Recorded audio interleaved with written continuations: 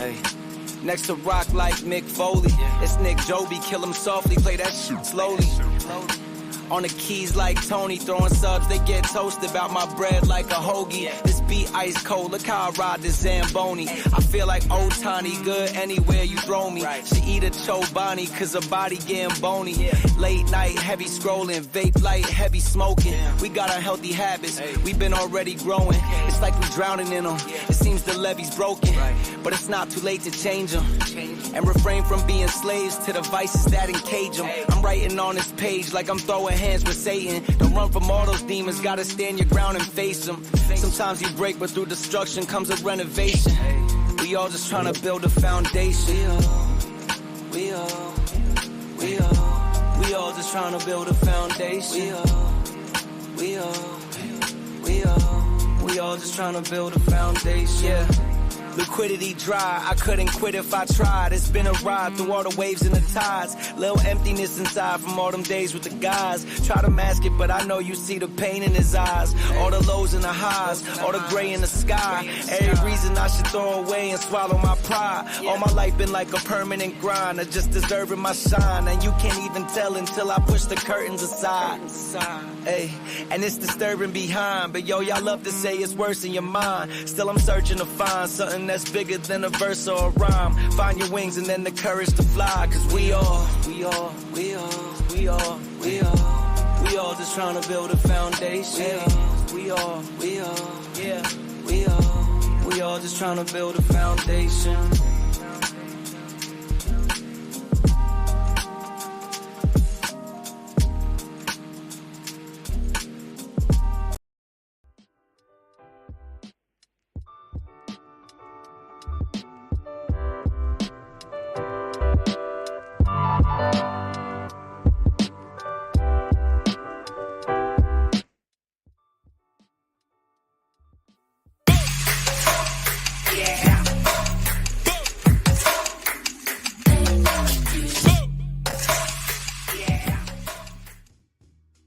Yo, what's happening, everybody? It's your boy, Earth Mac, the mad scientist.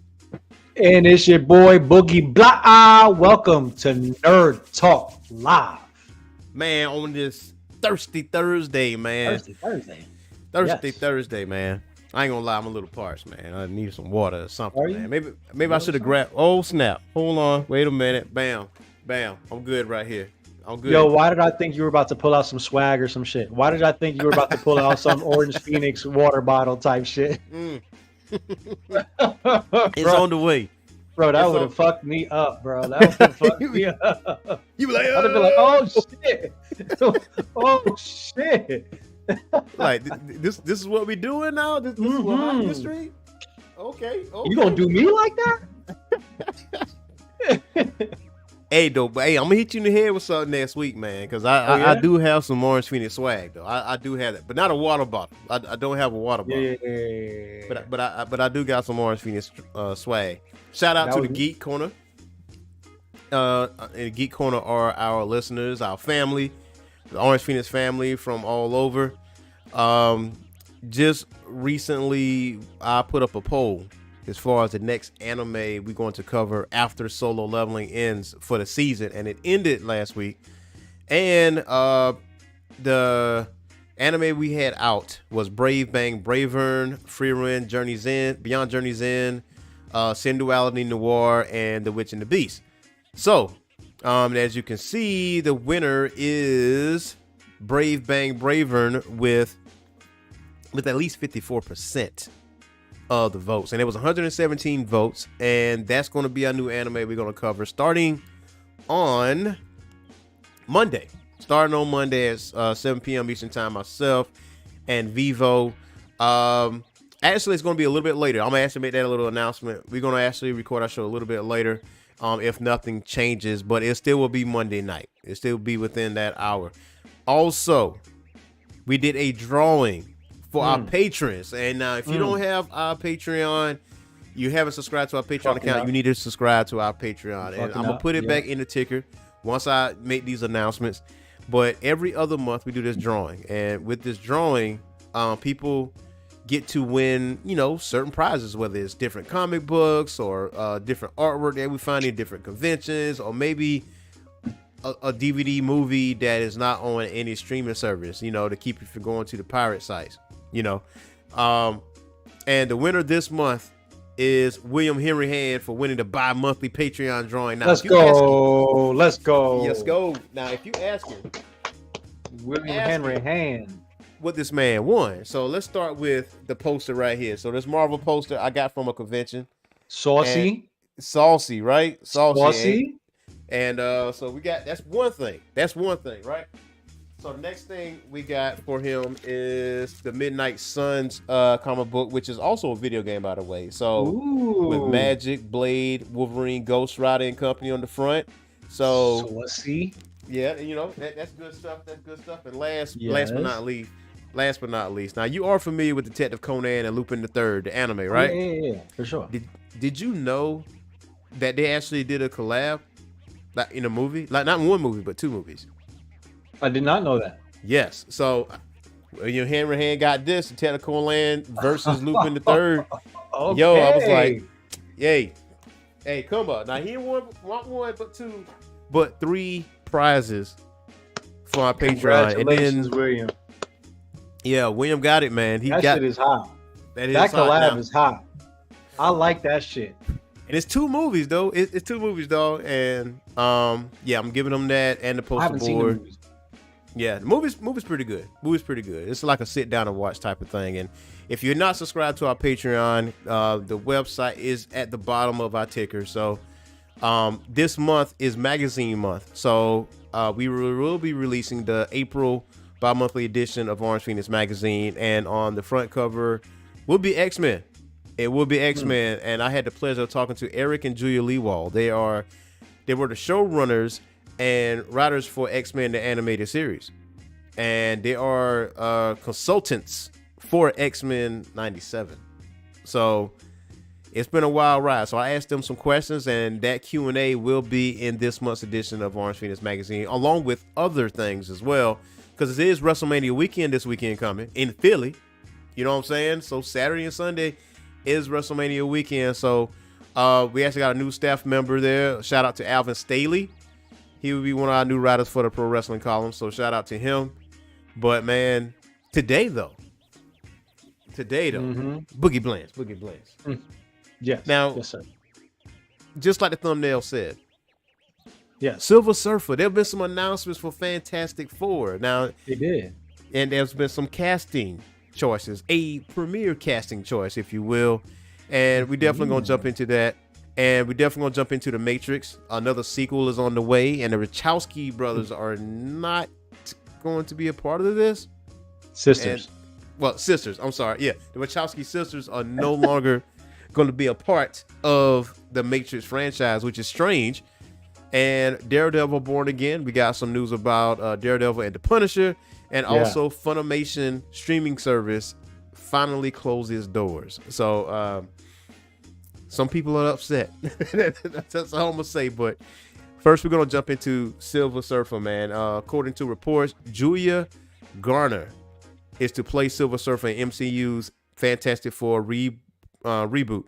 Now, it says that Julia Garner has been boarded of the cast of the Fantastic Four, tapped to play a major role in anticipated film. She will be joining previously announced cast of Pedro Pascal, Vanessa Kirby, Joseph Quinn, and Ebon Moss-Baccarat.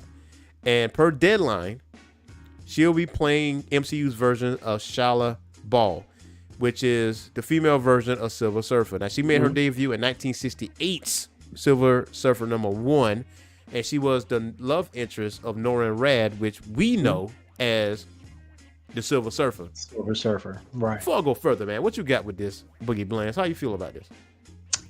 Have you seen Ozark? No, I have not seen Ozark, but I've heard things. Ozark is. Have you seen Breaking Bad? Bits and pieces. Bruh. Yeah. Bruh, you fucking up, bruh. Okay, wait. Wait a minute. What about Okay, what you got? What about what was that one that we just got done watching? it's a series like that. It's like Breaking Bad. It's like a cult, like a slow burn drama, right? Slow burn drama. So It's Netflix. like a slow burn drama, right? So you get really invested in the characters and the story about everything. You know what I'm saying? It's like you meet new people. There's like a new antagonist every season or two. You know what I mean? So it's like that Breaking Bad type shit, right? Ozark. Okay. Julia plays this curly haired woman that I can't even remember her name right now in Ozark. Yeah, see, Dustin knows Ozark is fire. Yeah, do you remember her Ozark name, is fire. Dustin? I can't remember her name in the show, but she played the fuck out that role. It was like it wasn't Julie. Did she have like a solo role where she was like screaming at the top of her lungs, but she was like spazzing, right? Yeah, but it was like spazzing. It's like an iconic scene. Hell yeah, she killed that role. She did a great job. And then she had another role in on a Netflix show. Mm-hmm. It wasn't Queen's Gambit. It was Queen's Gambit is fire, man. If you haven't watched Queen's Gambit, man. It was fire. Inventing Anna, that's what it was called. Inventing Anna. Okay, I have to check that out. I'm gonna have to check out some of her work because it. I know hold on, you was breaking up a little bit. Yeah, you breaking up a little bit. My bad. Am I back now? Yeah, you back. Okay, Ruth was that bitch's okay. name. Yo, okay, Dylan, so you play Ruth. Yo, she was a beast. She was a beast. But her playing Silver Surfer, to me, I think is gonna be fucking cool. Yeah. So I had to do some research, right? Because Silver Surfer is a niche type of character in Marvel. Like, he's not really a mainstream type character. We know who he is. We know he is super powerful. And we know his relation with the Fantastic Four. But when it comes to standalone comics, though, you know, he's not. When we were collecting comics, Silver Surfer wasn't one of them. You know, not to shit on Silver Surfer, but he wasn't one of them. But he's such an OP character. It's like, what is really compelling about that character that's super OP? Almost like Superman in a way. See, I don't know the comic book market like that. You know what I'm saying? But I know a ton of people who love Silver Surfer, and I remember seeing a ton of Silver Surfer shit all over the place growing up. I didn't understand that he was like a not very popular Marvel character. Yeah, I thought he was very popular. I mean, compared to like X-Men, Captain America, Spider-Man, Incredible Hulk, stuff like that, I think he got overshadowed. But his abilities, though, is like the power cosmic, because he has a portion of Galactus's, you know, powers or whatever, and Galactus's, you know, leaps and bounds is a very powerful character in Marvel. So for him, he's a tragic character too. There was a Silver Surfer animated series that was on Fox. It only lasted for a season, but it kind of gives you an idea on what Silver Surfer is. Like, he made a deal with Galactus. Galactus gave him powers, but Galactus is not really a bad guy. He's hungry. You got to feed him. You got to feed on planets. So Surfer try to find like dead planets and for him to eat. That way it satisfies his hunger versus like going to heavily populated planets, because he's not that type of person. But anyway, so with this character, I had to do some research. Like, was there ever a female Silver Surfer? And it was. And it's exactly who Julia's going to play. So I got no qualms about that. Dustin says, I feel like he's a very powerful side character. He's a side bitch. He called him a side bitch. He called him a player too. A player too, motherfucker. Yeah. Man. You Luigi, bro. Yo, you know what's funny though? I remember, well, I can say my second introduction to Silver Surfer, minus the cartoons, was Marvel vs. DC, the graphic novel, right? And Silver Surfer went up against Green Lantern and whooped his ass in like literally 2 panels. Like, like, it's just this man was laid out on his surfboard. Yeah, I was like, he just beat me the and my shit out of Green surfboard, Lantern. bro. Yeah. It was like it was nothing left. It was nothing left. He was just like, I mean, you saw like little green smoke like emanating from Silver Surfer, but he was unfazed by it. He was like, "Sorry, fella, you know, you went up against a real one." That's what happened. And hey, Duke say Falco said Silver Surfer NES game was his first. Let me tell you about that game, yo. That game is ridiculous. You hear me? Ridiculous. I remember that game being hard as fuck. Very, very. Yeah, I remember that game being super fucking hard, bro. And I don't know if it was just because I was a kid or what, but damn, that shit. I remember it for that reason. It's hard now. Yeah. It's hard now. It's just. It's just hard. It didn't make any sense whatsoever, man. I mean, you put that in the same vein as Battletoads. Shit is ridiculous. Oh yeah. Like. And we thought we was doing something since we had Silver Surfer, you know. Oh shit, Marvel, you know, we get it, we get our ass smacked. Yeah, earn first that. Level. Earn that. Yeah, you got to come in there. Ain't nothing free around here. Exactly. Like, you thought this was a game? This is serious. You thought it was sweet? You better play this game, bro. Right. Hours. This ain't Nintendo video game system. This you Nintendo entertainment craft, system, bro. Yeah. Right. Get good. Perfect your craft, bro. I don't know anybody that has beaten that game, to be honest.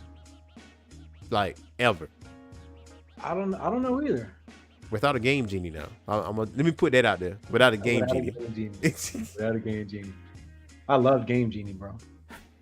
Yeah, man. It was the Game Genie was the eater of worlds when it comes to us versus them. Yeah, it was. It was. It was wild time. So I think Julia is gonna knock this out the park. I have no qualms about Julia playing like female Silver Surfer, mainly based off the comics itself. It was some people that was upset, like, "Oh, were you trying to cater to like a certain culture?" I'm like,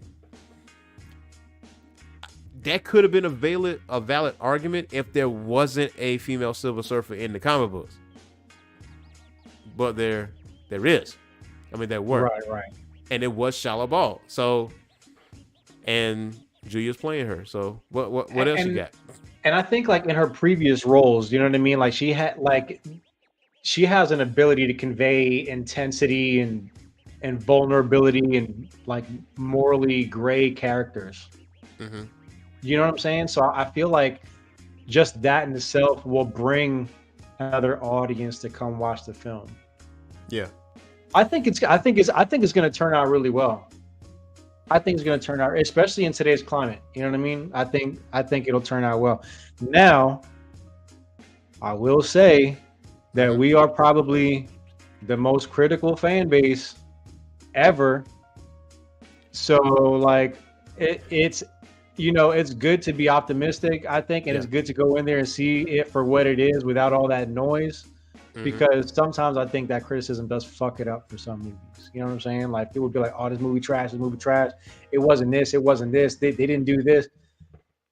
And then, like, you watch a movie and you're like, bro, you're like, not that they're wrong in a lot of shit that they're saying, but it's a little bit like overly critical for like a film adaptation. In my opinion. You know, I think that when people's minds made up that a movie is trash before they even see it, they're gonna say it's trash regardless, no matter because they don't want to be wrong. Mm-hmm. You know what I'm saying? They don't want to admit that I'm wrong. That damn, I went on this soapbox.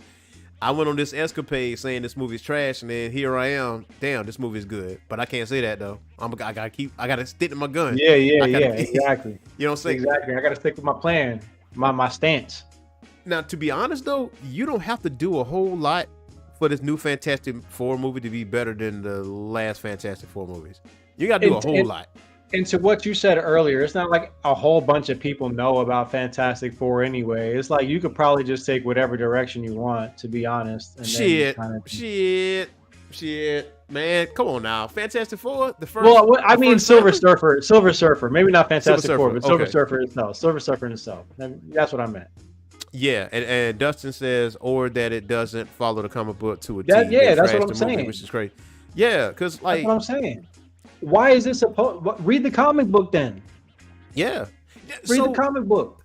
I think what MCU did with Phase 1, Phase 2, and even with Phase 3 is that they happily blend comic book lore and lore for a newcomer that never read the comic book in their life perfectly together.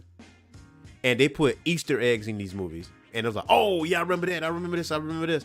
Like, it wasn't 100% comic book accurate, but we enjoyed them just the same. Like, Winter Soldier is still my top 3 MCU movie. Like, I love Winter Soldier.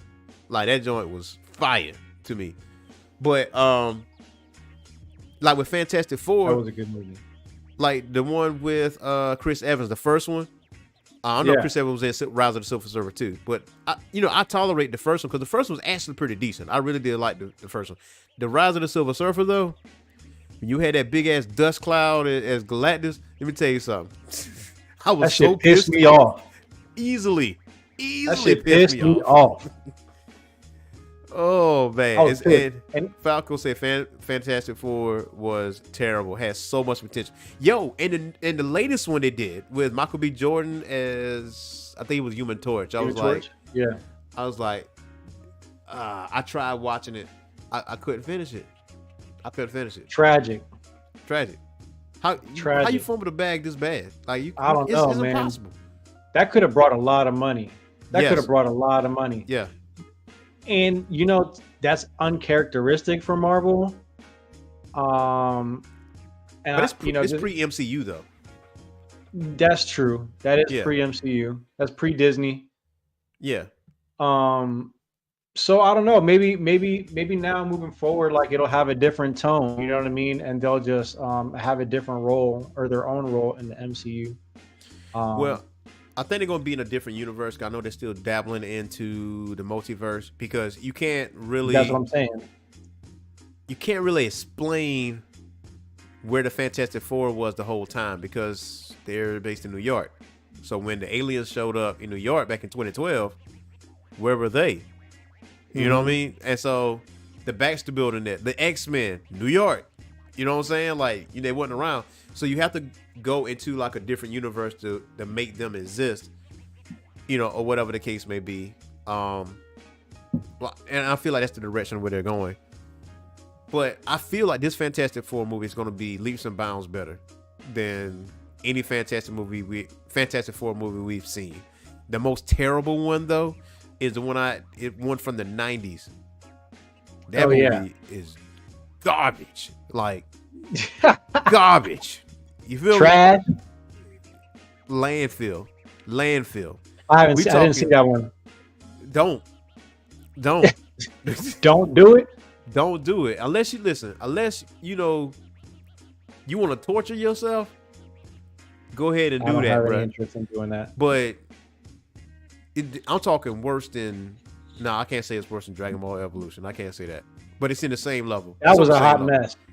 It's on the same level. It's definitely on the same level, man. Like it's on YouTube for free, I think. And did we talk about this before? Just real quick side conversation. I think we might have talked about this real quick. Which was a worse film adaptation? Was it Dragon Ball or was it Avatar? Dragon Ball. Yeah. Dragon Ball. Cause fuck that movie. That's why. I agree. The Avatar one was but like the casting wasn't bad, the music wasn't bad, like the costumes and all that shit wasn't bad. It was just like the story was fucked up and the visuals were like super underwhelming. Yep. And Dustin said still say that it should have kept John Krasinski. Bro, why?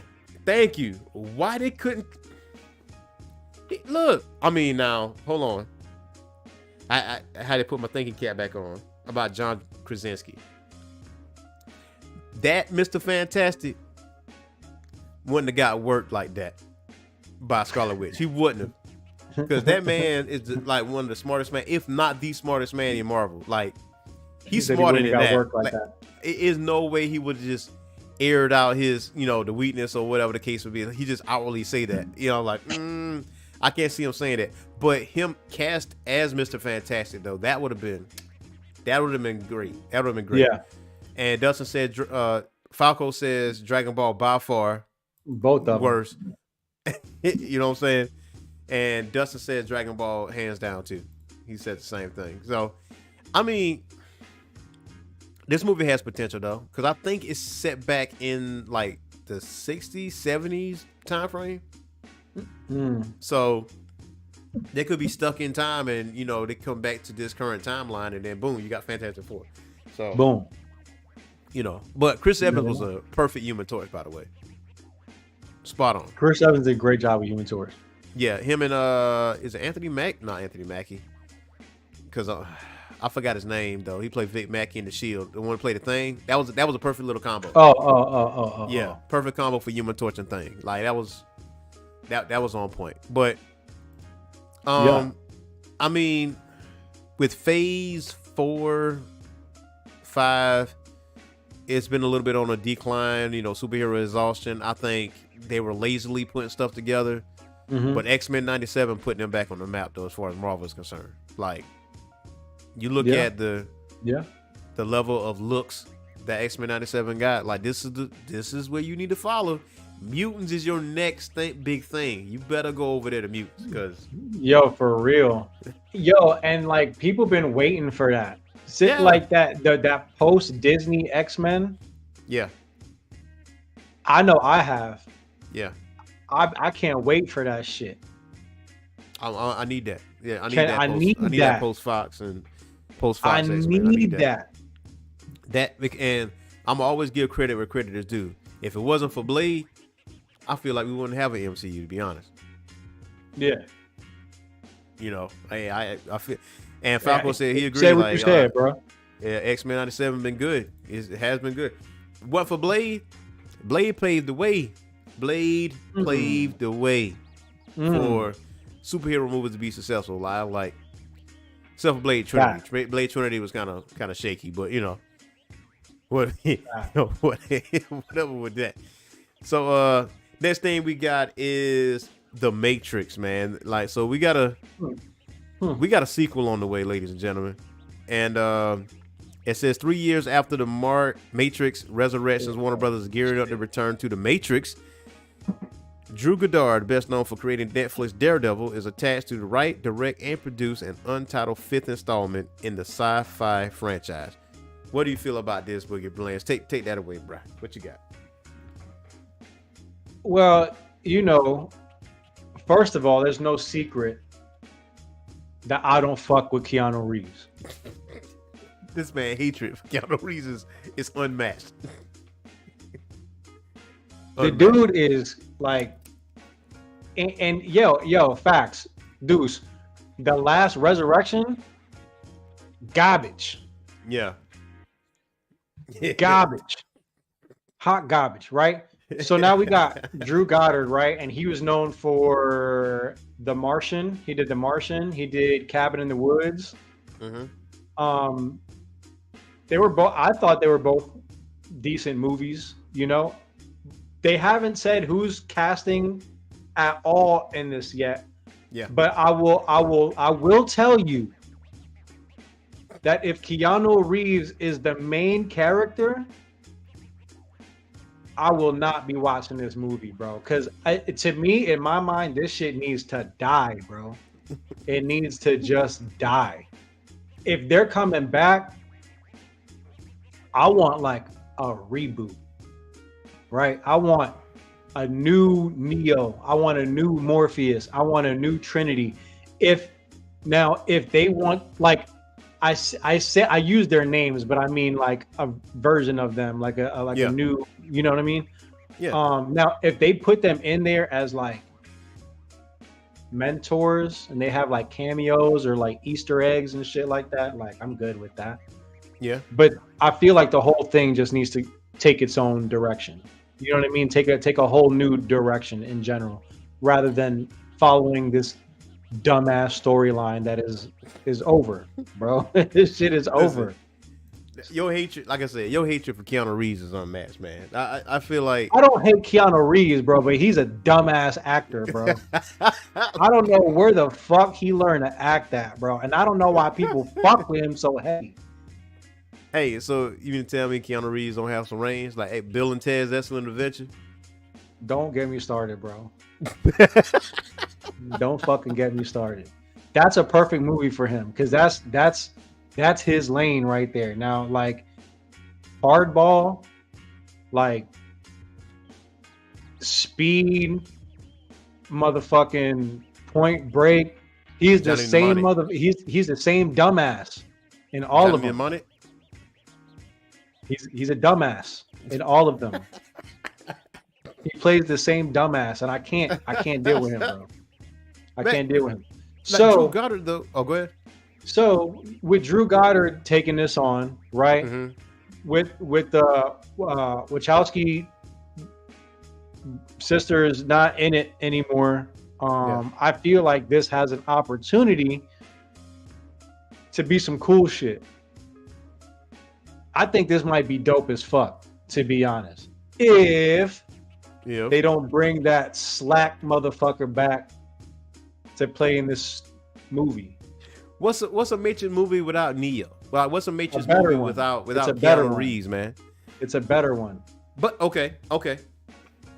So let's put this out here. So the trilogy of Resurrections aside, because I haven't watched Resurrections because I was scared and I was frightened. Like I didn't want to like disappoint myself.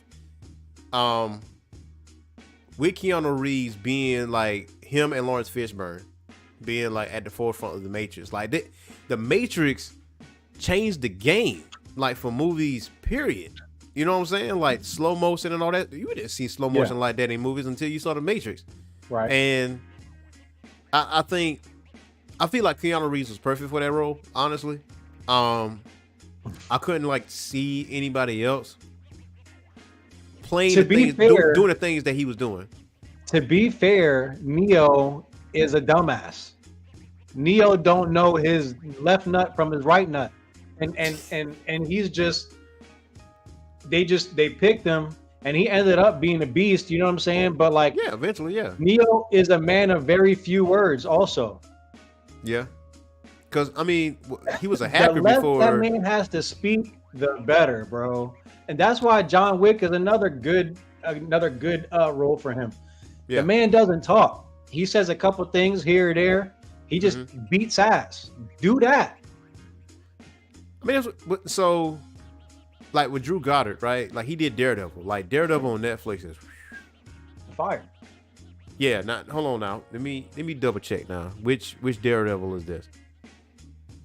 Okay, Netflix is Daredevil. Okay, I'll make sure there wasn't a Ben Affleck one. I was like, hey, hold up, pump your brakes a little bit. Pump your brakes. But Netflix Daredevil is fire. Like leaps and bounds, fire. So I trust his directorial, vision when it comes to the Matrix. But I'm like, me haven't seen Resurrections. What can you do with this Matrix without? And I'm with you. I'm cool with a reboot. Of the Matrix and like a brand new cast members, or maybe have cameos, like new blood in it, and push it forward like that. I think that would be a dope idea because we continue this bullshit, bro. Don't continue this bullshit.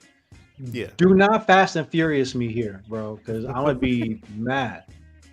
Hey man, listen, Fast and Furious movies are popping out like hockey, but they're back. They're back. But you can't argue with the success of Fast and Furious, man. It's like box office numbers. You know what I mean? Every single one of them. Yeah, I think the last two of them, like, they weren't bad. Yeah. But it took a completely different direction. You know what I mean? Like, I remember what the first Fast and Furious was. If it was just centered behind that the whole rest of the way, man, that'd be pretty cool. You know what I mean? Like, very minimum plot. Just show me a bunch of cool cars. You know what I mean? Type shit. But anyway, like in either case, I just don't think there needs to be 11 of them. You know what I'm saying? So they got to go. They've been successful. It's cool. But like with the Matrix, I think a reboot to me would be, and I am excited for Drew Goddard because like you said, I trust his directorial vision. Yeah. with everything. Yeah. Especially in something like this. Especially after knowing that he did Daredevil. Mm-hmm. I think it'll be a good flick, man. I think it'll be a good flick as long as that bitch ain't in it. No, I'm just playing. He ain't a bitch. Let me stop. As long as Keanu Reeves has a very minimum role, or minimum dialogue, I'll be alright. Well, yeah. I mean, again, it could be a reboot, or it could be like New Blood with cameos of, Morpheus, Neo and Trinity. It could be like cameo appearances. I'm cool with that. That's cool. But have them at the forefront of the movie. I think they just kind of like tugging on nostalgia from like the 90s, and I don't think that will go well. Hell, Resurrections didn't do well, so this might be where the new direction goes. I will say though, the special effects in this movie are probably gonna be crazy, bro. Not surprised. It's probably good. I wouldn't be surprised either. They're probably gonna do some groundbreaking shit like they usually do with this franchise, especially with Drew Goddard at the helm too. Yeah. And speaking of Daredevil, we got some other news when it comes to John Bernthal reunites with the Punisher co-star in Daredevil Born Again set photo, according to CBR.com.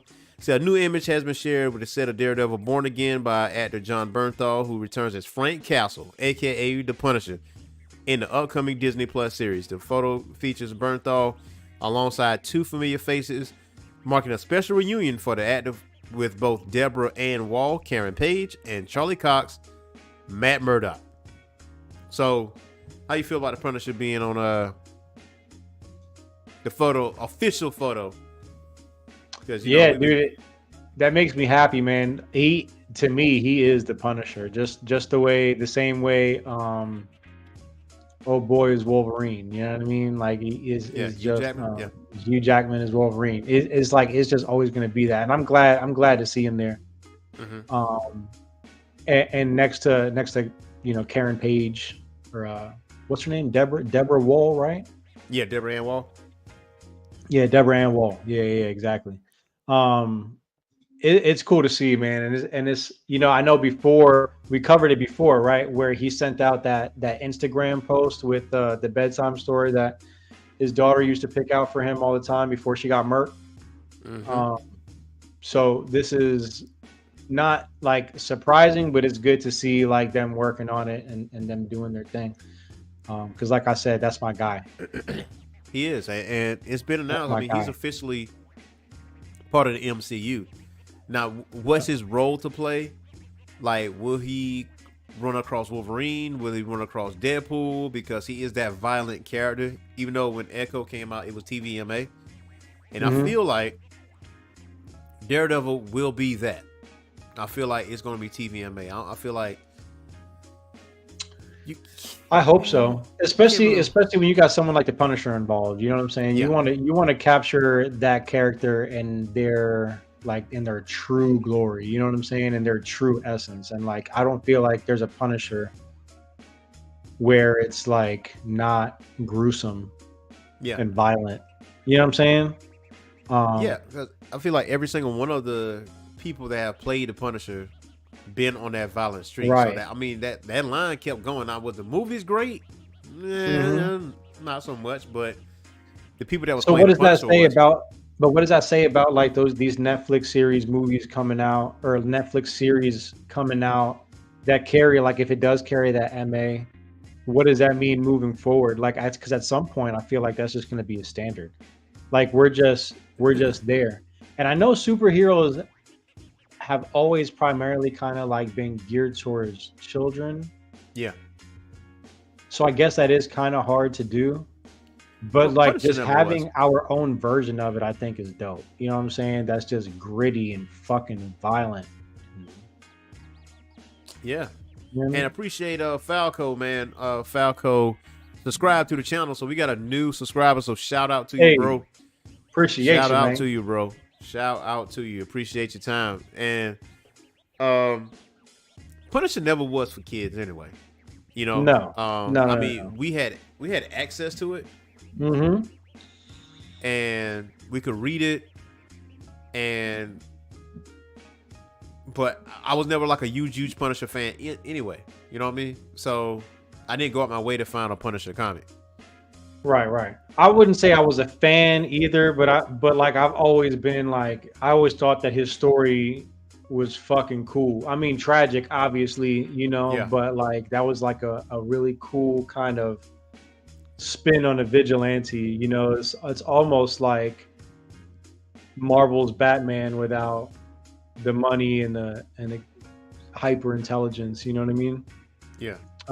But just like that vigilante out there for justice, you know, when he just takes matters into their own hands. But I fuck with the Punisher. Yeah. I fuck with him. I fuck with John Bernthal's movies. Yeah, he is a very, very good Punisher. Like, I mean, by leaps Hell and yeah. bounds, he is the best version of the Punisher. His energy is crazy. Yes, he got some range, man. He got some range, crazy energy, bro. He got crazy energy. Like, you don't know what category to put that man in, and You maybe that's a don't. good thing. Yeah, Like, as far as the right. actor is concerned. And he's like a real nice dude, because I think he got like a podcast or something like that where he just talks to people, and it's almost like it's almost like therapeutic in a way. Like certain people like talk about their issues and stuff like that. He's that listening ear, kind of. So, I think he related to Kurt Angle by marriage, if I ain't mistaken. Really? I think him and Kurt Angle is like some kind of not blood related, but through marriage, they're related somehow. It's something weird. I got to go look it up, you know, to confirm. I've always been a fan of Kurt Angle. I mean, Kurt Angle, man, he's the best. He's one of the best. I can't say he's. I've the best, always but been he's a fan. definitely one of the best. Even like when everybody hated him, you know what I'm saying? He was like, I thought he was such a cool character. It's true. That's cool. I didn't know that they were related like that. It's damn true. Like, let's see, I gotta look that up. Kurt Angle and John Berthel. Kurt Angle. It says that according to the Sportster, Kurt Angle is John Berthel's uncle. By marriage. No. Wait. Kurt Angle, which makes Berthel his nephew-in-law. Yeah. In-law. Okay. Yeah. Wild, right? Yeah, that is crazy. Kurt Angle is your uncle. Bro, they just be keeping the money in the family, bro. Yeah. In But Hollywood, right? Dude. Yeah. But I mean, Kurt Angle's like a real nice dude, man.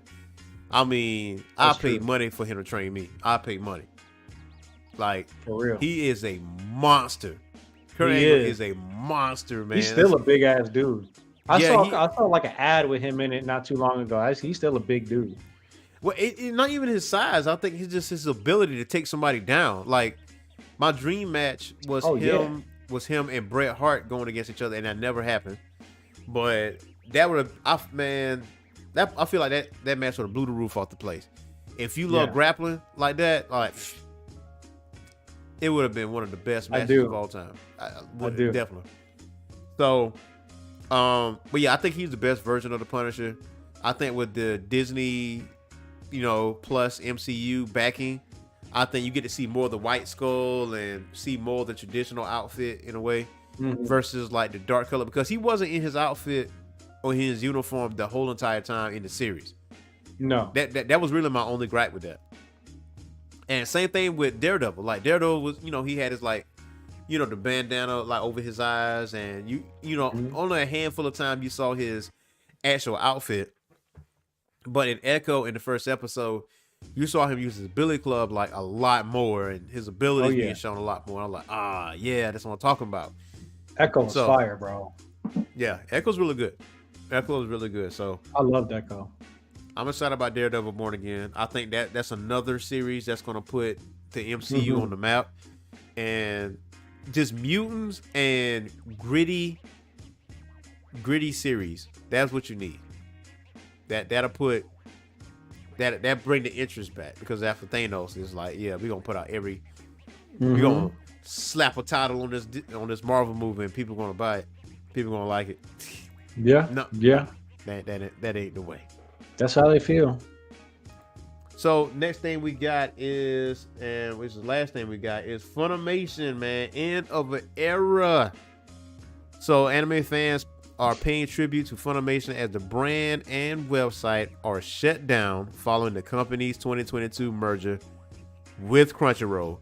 It says 2 years after 2022 announcement that Funimation will be merging with Crunchyroll, the Texas-based anime company has finally sunsetted the Funimation name and website. As a result, anime fans are now paying tribute. So, people was like on Twitter and in favor of the already dominating Crunchyroll. Additionally, former Funimation subscribers are being transitioned to a pricier subscription fee of Crunchyroll. Despite the two companies now being one, not all of Funimation's anime library has currently moved across. Also, although this could be due to factors such as licensing issues, with some ex-Funimation titles potentially appearing later on Crunchyroll in due course. Such as Outlaw Star is not on Crunchyroll. I looked last night. It's not there. And it says many popular titles that could be found on the former site, such as Dragon Ball Super with English dub, are already on Crunchyroll. Are already on Crunchyroll? Yeah, it's already on Crunchyroll. But let me tell you something. Like, Outlaw Star ain't there, man. I knew I should have bought the DVD set when I had the chance. I know. Yeah. So, all right. So in 2022, Sony, right, who owns Funimation, acquired Crunchyroll. And then after 2 years, Funimation's content subscribers and even the name have been fully absorbed into Crunchyroll. Yeah. Right. So like Sony owned both of them and just decided to merge them together, I guess. So Funimation was founded in '94 and played a pivotal role in bringing anime to mainstream North American audiences. Dragon Ball Z, Cowboy Bebop, Full Metal Alchemist, just to name a few, they had their English dubs. And for a lot, Funimation is one of the main reasons that anime got brought to the mainstream in North America. And that's what we remember. So there's like a fan nostalgia trip. So what? Oh, I think you went mute for a second. Oh, still on mute. Hold on, what you got? I think you might disconnected there. Boogie Blizz. At least that's what it looks like. They cut them off like right then and there. You see his face. You're like, whoa. I have a little technical difficulty over here.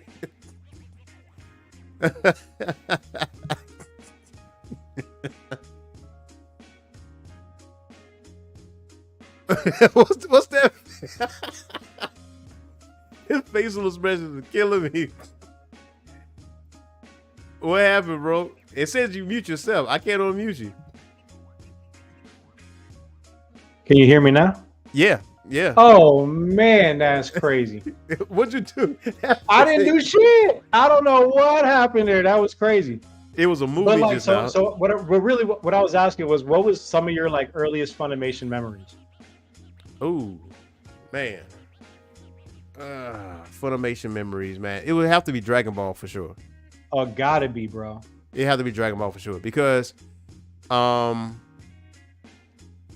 even though Pioneer, had some properties with Dragon Ball, Funimation kind of like there's a Funimation dub and there's the Ocean dub, and the Funimation dub, like those voice actors, is the people that are friends with the Orange Phoenix family as a staff. So, Dragon Ball was definitely one of the first ones.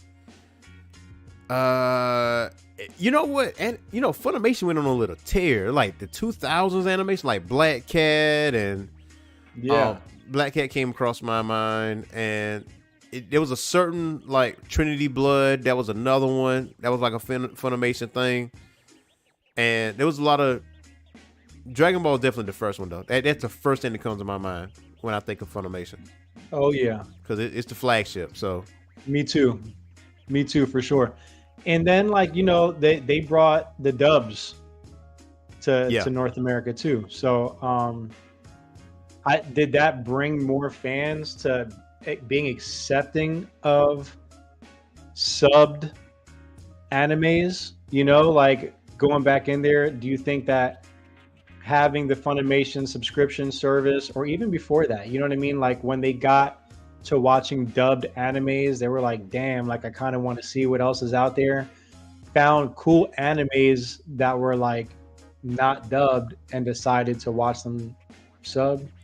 What do you think? You think that they were pivotal in that also? Absolutely. Absolutely. Absolutely, no doubt. Absolutely. Because Funimation was our only lifeline technically for a period. For a period. Fact.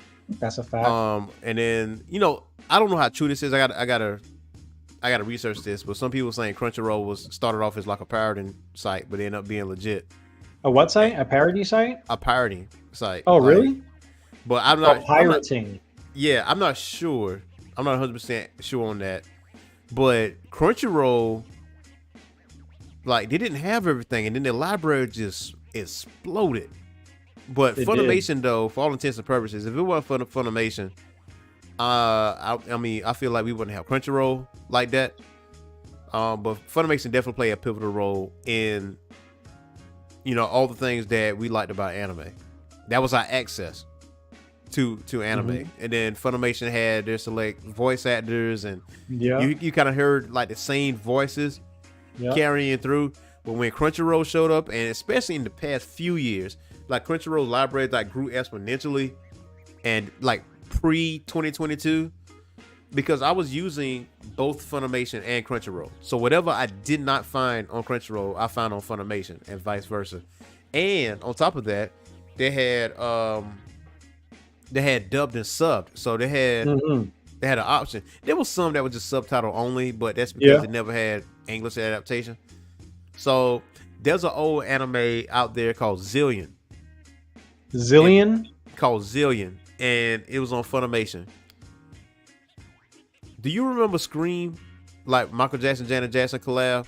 Oh, yeah. Okay, if you looked at the background, they was playing an anime. Zillion is that anime. Zillion is the anime. And I was like, I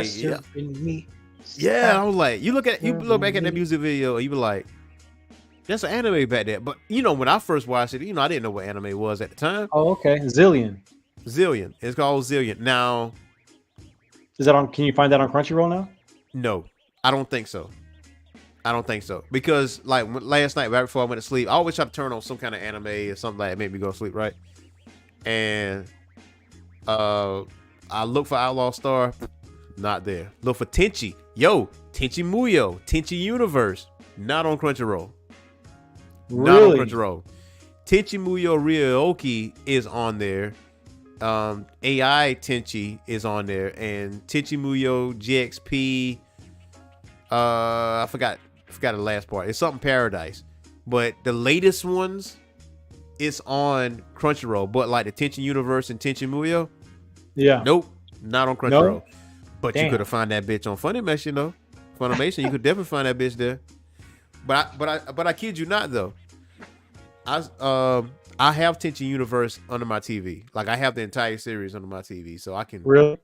I did just check too, and they don't have Zillion to stream, but you can buy the DVD set on their store. Really? Yeah. So some people were saying like the Slayers is not there, but it's like a classic 90. That's another one. Funimation. That's another one. Slayers. That was another one. So, man, in due time. Here, at the end of the day, though, you're not gonna keep anime from us, bro. We always are gonna find a way. So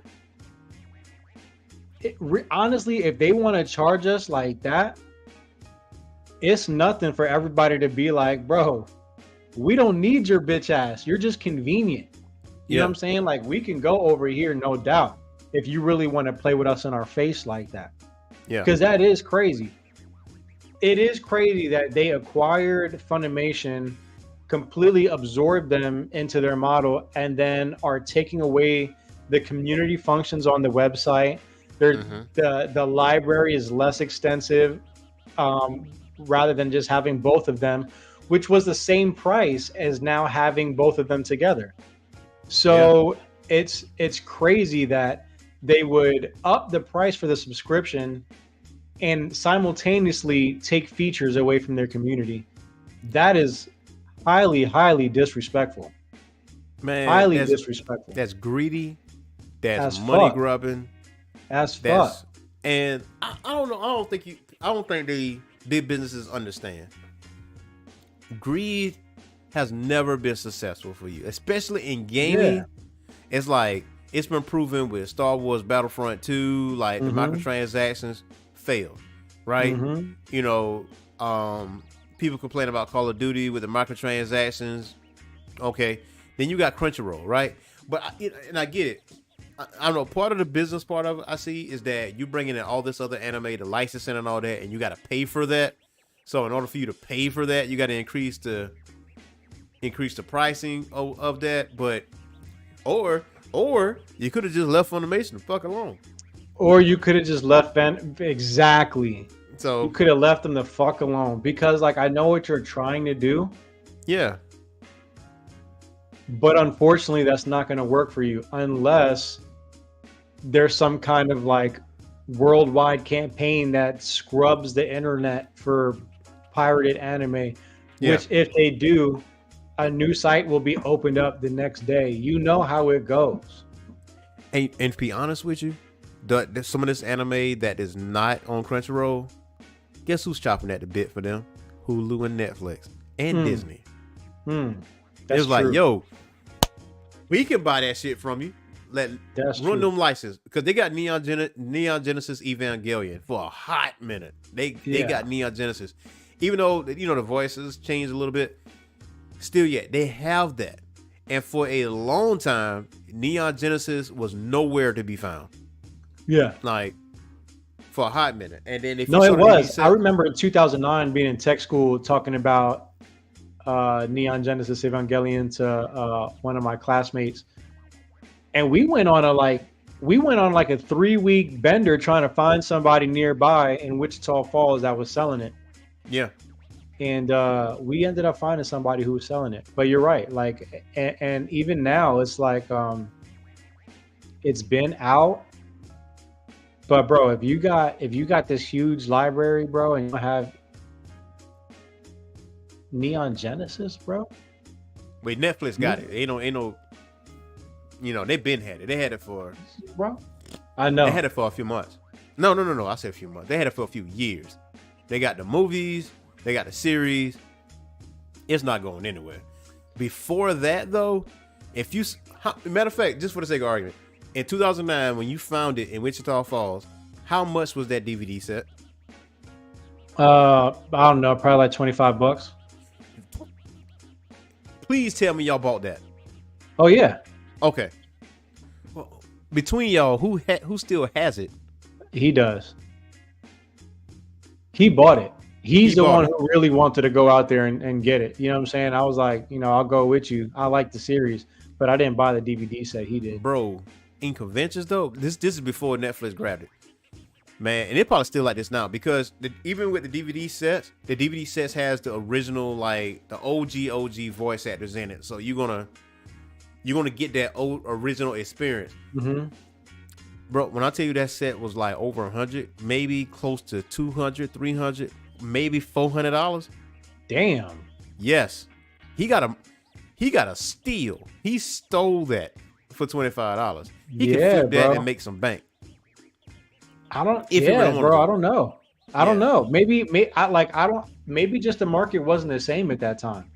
Nah, it wasn't. I think like it wasn't like hot streaming services or whatever. But again, there are.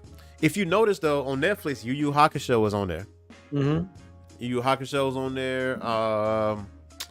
There's another anime that's on there that just appeared. But Yu Yu Hakusho definitely caught my attention. I was like, wow, this is the HD Yu Yu Hakusho. Yeah, bro.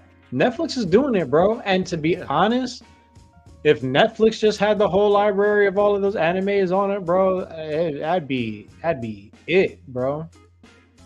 Netflix is kind of winning though, man. You know what I'm saying? They got this deal with WWE with Monday Night Raw. They trying to upgrade their library when it comes to anime. Like some of the anime that they've been dropping on Netflix or Netflix exclusives have been pretty decent.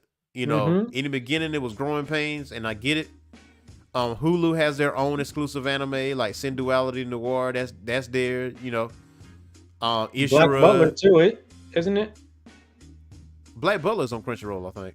I want to say Black Butler. Or which one am I thinking? Not Black Butler. Black Clover. No, definitely not Black Clover. Yeah, I know that one's not. Yeah, that's Crunchyroll for sure. Now you talking about Hulu? No. I'm talking about Netflix. Oh, Netflix. I forget what it was called. I mean, Netflix got some anime gems out there, man. But Funimation, though, man, I think it's. I think it's like three. It's like it's. I think the title of it is like one word 3 times. One word 3 times. Huh. Like, and it's an anime, right? And it's black. The only thing I got is Black Clover.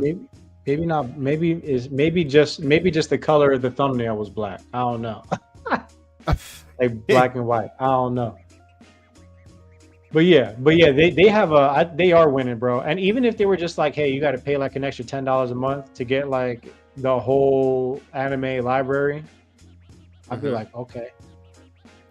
Bro, let me tell you about some anime that's dropping on Netflix. The Grimm variations, like the Brothers Grimm, like Cinderella, Pinocchio. So for people that don't know, like Pinocchio, Cinderella, that's the Disney stuff. That's not really the real story behind. It got some dark origins, bro. Yeah, the Grimm series, dark. So it got an anime version called the Grimm Variations that drops on April 17th. Hell yeah, I'm with that shit, bro. It's gonna be different stories, bro. And there's another one called T&P Bond, which is May 2nd. It's about time patrol case, and he must join Agent Reem in saving innocent lives from the past. There's My Oni Girl. There's Delicious in Dungeon. Yu Yu Hakusho was there. Obviously One Piece, clearly. JoJo's Bizarre Adventure, pretty much the entire series. And Death Note, Kakaguri, Zom 100. They added Dragon Quest, The Adventures of Dai. They added that. Hell yeah, Toriyama. They added that. Baki versus King and Ashura is coming out soon, which that kills the debate. Who wins between Baki? Yeah, and Oma. So you got that. Black Clover just got recently added with the movies, The Way of the House Husband, and Vinland Saga. Hunter x Hunter, man, it's out there. I love Vinland Saga, bro. Yeah, I gotta pick that back up again. Yeah, I gotta pick that back up. I love Vinland Saga. I like too that Netflix is investing in like anime with their live action series and all of that. You know what I mean? Like I do appreciate that. Yeah. Because these are all like Netflix Studios movies and series, you know, Yu Yu Hakusho, One Piece, Avatar. Well, I wouldn't say those are like anime. Well, Netflix originals. It's more like we got the licensing for it. But there's some that's Are you like sure? just straight. Yeah, I'm positive. Yu Yu Hakusho, I'm pretty sure was a Netflix exclusive. No? Funimation. That's Funimation. No, I'm talking about the live action. Yeah. I'm talking about the live action movies. Yeah. I'm talking like they're investing in the live action movies. Yeah. You know, and just bringing light, you know, giving people options to like these animes. And like even my fiance, like she saw the One Piece live action series and was like, I want to watch the anime. And I'm sure she's not the only one that's been on that, you know? And like from there, and to me, if you can stomach One Piece as an anime, bro, you could stomach just about anything. And I say that because you got to get through the animation, you got to get through like the super cartoony shit. And if you could stomach that and appreciate it for what it is, I think after that, watching something like Demon Slayer or Solo Leveling or something like that is like, you know, it hits different. It is different. And like even with Hulu has Undead Unluck. That's the only way you can watch Undead Unluck is on Hulu.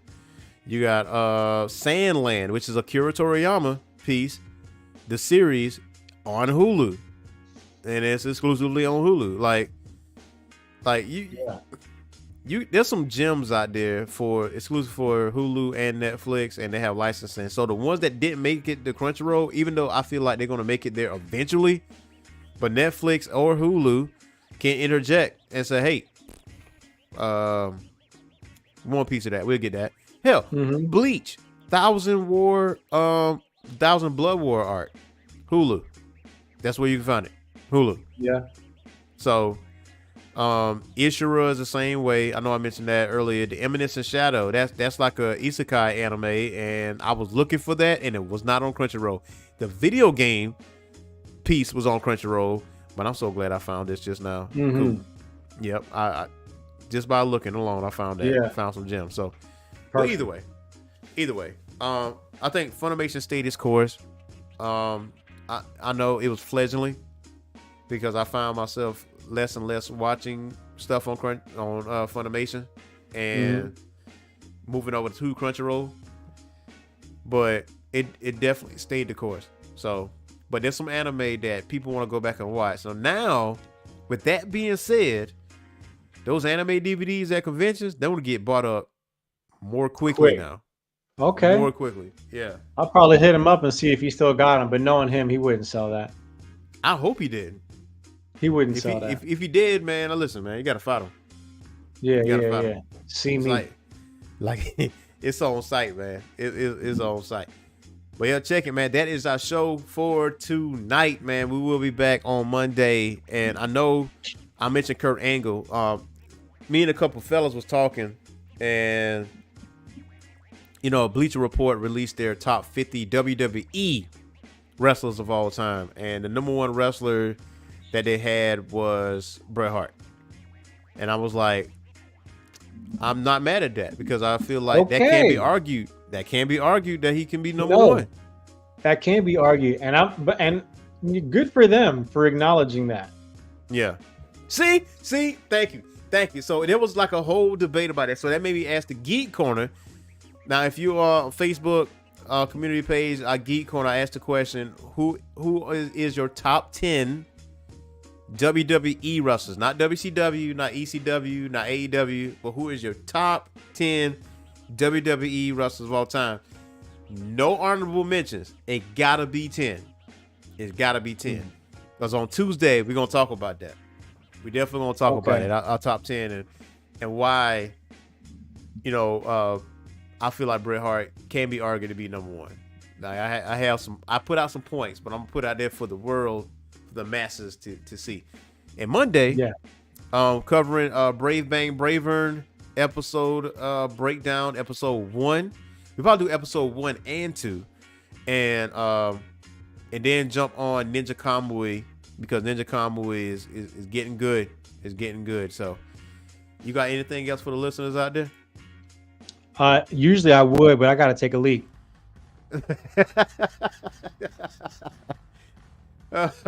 So until next time, y'all. Peace.